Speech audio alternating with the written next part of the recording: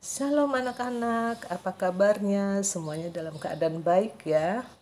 Nah, bertemu kembali dalam pelajaran pendidikan agama Kristen dan budi pekerti khusus sekolah dasar kelas 6. Nah, sebelum belajar kita berdoa terlebih dahulu ya. Bapa yang baik, kami bersyukur Tuhan untuk waktu yang Tuhan berikan kepada kami sehingga kami masih dapat belajar. Tuhan, tolonglah kami agar hikmat-Mu Engkau berikan kepada kami untuk kami bisa memahami kehendak Tuhan dan melakukannya dalam kehidupan kami sehingga kami boleh berbahagia. Dalam nama Tuhan Yesus kami berdoa. Amin. Nah, materi kita adalah melayani sesama. Dengan tujuan belajar ada 3, yaitu yang pertama, kalian harus bisa menjelaskan arti melayani. Kemudian yang kedua, dapat menjelaskan alasan melayani sesama. Yang ketiga, menjelaskan dan melakukan pelayanan sederhana yang dapat dilakukan. 3 saja hari ini ya. Oke, kita masuk dalam materinya. Arti melayani. Nah, melayani artinya mempergunakan seluruh hidup bagi Tuhan. Seluruh hidup itu maksudnya anak-anak adalah bahwa pikiran kita, apa yang kita pikirkan untuk Tuhan. Perbuatan kita, apa yang kita perbuat itu untuk Tuhan. Kemudian perkataan, apa yang kita perkatakan itu juga untuk Tuhan. Nah, orang yang melayani Tuhan disebut pelayan Tuhan atau hamba Tuhan. Maka semua umat Tuhan adalah pelayan Tuhan. Jadi semua orang yang mempergunakan seluruh hidupnya bagi Tuhan itu adalah pelayan Tuhan.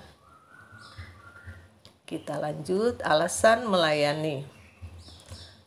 Alasan utama mengapa kita orang Kristen, pengikut Kristus melayani, karena Kristus Yesus telah terlebih dahulu mengasihi dan memberikan hidupnya bagi kita. Jadi Tuhan Yesus sudah melayani kita terlebih dahulu. Nah, bagaimana sikap melayani yang benar, yaitu tulus hati. Ya, seperti Tuhan itu tulus, dia berkorban, dia mengorbankan dirinya ikhlas ya, tanpa syarat. Dia sudah memberikan hidupnya mati di kayu salib untuk menebus dosa kita. Nah, bentuk pelayanan Tuhan Yesus yang sempurna. Kita belajar dari pelayanan Tuhan yang sungguh sempurna. Dan tidak ada seorang pun yang dapat melakukannya. Untuk itu kita bersyukur ya. Di dalam 1 Petrus pasal 1 ayat 18 sampai 19, di sana menjelaskan bahwa kematian Yesus Kristus, pengorbanan Tuhan Yesus di kayu salib itu sempurna, menjadi korban yang sempurna. Ya, karena ia diperkenan Allah. Mengapa Yesus diperkenan Allah? Karena dia tidak berdosa. Kurban yang suci, yang kudus, yang menyenangkan hati Tuhan. Nah, sekarang kita belajar arti melayani dalam bahasa Yunani, yaitu diakonia, artinya melayani. Nah, dalam kitab Perjanjian Lama, melayani itu terkait dengan pelayanan imam, seperti para imam itu mengajar, mendoakan, memimpin ibadah, upacara-upacara kurban, dan lain-lain. Lalu dalam kitab PB atau Perjanjian Baru, melayani itu terkait dengan melayani meja, artinya melayani sesama, melakukan satu perbuatan menolong begitu ya, mempermudah orang lain. Nah, itu melayani. Jadi melayani artinya membantu menyiapkan segala sesuatu yang diperlukan orang lain. Nah, dan Yesus adalah contoh keteladanan yang sempurna. Yesus melayani dalam pesta pernikahan di kota Kana. Kemudian waktu mencelikkan orang buta, lihat, Yesus melakukan satu tindakan yang memang diperlukan oleh orang itu. Dalam pesta pernikahan di kota Kana, pemilik pesta saat itu memerlukan air anggur untuk tamu-tamunya. Nah, Yesus menyiapkan keperluan itu. Kemudian orang buta itu membutuhkan penglihatan, mata yang bisa melihat. Nah, Yesus membantunya. Jadi Yesus melayani, Yesus membantu menyiapkan.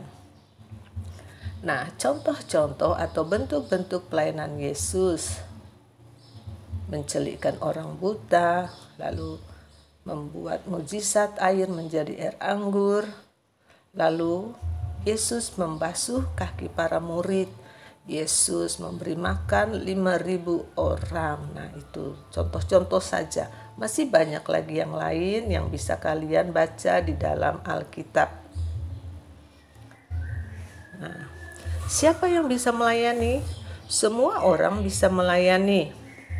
Ya, contohnya kalian bisa menolong ibu di rumah dengan cara mengajak adik bermain. Lalu kalian bisa mendoakan anggota keluarga yang sakit, juga teman-teman yang sakit, tetangga juga. Nah, tindakan ini harus dilakukan dengan rasa simpati atau dengan belas kasihan. Jadi bukan karena ingin dikatakan baik, bukan karena ingin dianggap hebat, tidak, tapi karena hati kita penuh belas kasihan melihat orang yang menderita. Dan empati artinya merasa sepenanggungan. Ya, kita merasakan bahwa kita pernah sakit, kita juga pernah susah. Nah, disitulah kita bisa turut merasakan apa yang orang lain rasakan. Nah, selanjutnya, siapakah sesamaku yang kita layani? Melayani sesama artinya peduli dengan hidup sesama manusia ciptaan Tuhan tanpa membedakan. Jadi yang dimaksud dengan sesama manusia adalah semua ciptaan Tuhan. Ciptaan Tuhan itu, manusia ciptaan Tuhan itu memang berbeda suku, bahasa, agama, bangsa. Dan kita harus melayani mereka semua, tidak pilih-pilih. Sebagai contoh, seorang anak kecil yang memberikan 2 ekor ikan dan 5 roti untuk dimakan oleh orang banyak. Dia memberikan apa yang dia miliki untuk membantu orang lain yang sedang kelaparan, yang bahkan orang-orang itu tidak dia kenal. Nah, ya. Kemudian yang kedua, Samuel melayani di rumah Tuhan sejak kecil. Ya. Kesimpulannya, setiap murid Yesus dipanggil untuk melayani sesama. Melayani artinya mempergunakan segenap hidup kita bagi Allah, karena Kristus telah lebih dahulu mengasihi dan melayani kita. Oke, tugas belajar, kalian jawab pertanyaan ini. Kalau belum paham, kalian bisa mengulang-ulang lagi, ya. Selamat belajar, Tuhan Yesus memberkati. Tetap semangat, tetap gembira, dan berdoa. Jangan lupa taat orang tua dan membaca firman Tuhan dan melakukannya. Terima kasih anak-anak yang sudah belajar. Pasti Tuhan Yesus memberkati.